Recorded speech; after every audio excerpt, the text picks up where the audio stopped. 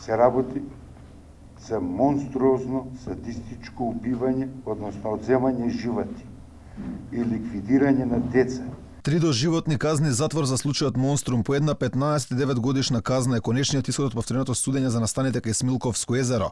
5 од 6 обвинети беа прогласени за виновни за организирање, сторување и помагање тероризам. Највисоки казни добија Афрем Исмаиловиќ, Алил Демири кои се во бегство, како Јагим Исмаиловиќ. 15 години во затвор ќе помине Фейзи Азири, додека 9 Хаки Азири. Председателот на судечкиот совет Огнен Ставрев каже дека виновните се однесувале монструозно и садистички, убиле 2 полнолетни момчиња, ја спомени состојбата на семејствата, случувањата во Смилковци. Обвинетите Алил Демири и Афрем Исмаиловиќ се огласуваат за виновни за сториле кривично дело тероризам од член 394б став 1 во врска со член 22 од Кривичниот законник, па согласно цитираниот член како членови 47, 29, 30, 31, 32, 33, 35 и 32, 9 од Кривичниот законник ги осудува на казна затвор доживотно. Ослободен беше само Сами Љута. Од пресудата беше задоволна обвинителката Фатиме Фетај, чии барања за притвор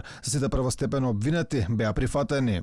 Како што и основано очекувавме како обвинителство, сите обвинети за кои што останавме на обвинение и за кои што предложивме да бидат казнети, од ваша страна се огласени виновни и осудени на одредени по мене и соодветни казни затвор. Од семејствата на осудените незадоволни од пресудата, Бедри Ајдари вели дека ова е почеток на еден вид војна и тие ќе се бореле со сите средства, најави протест за во петок. Затоа барам од политичките партии кои се патерици на владата, кои го поддржуваат чинот и ова денеска што се направи, да се повлекуваат, да се дистанцираат од оваа одлука и да протестираат заедно со нас.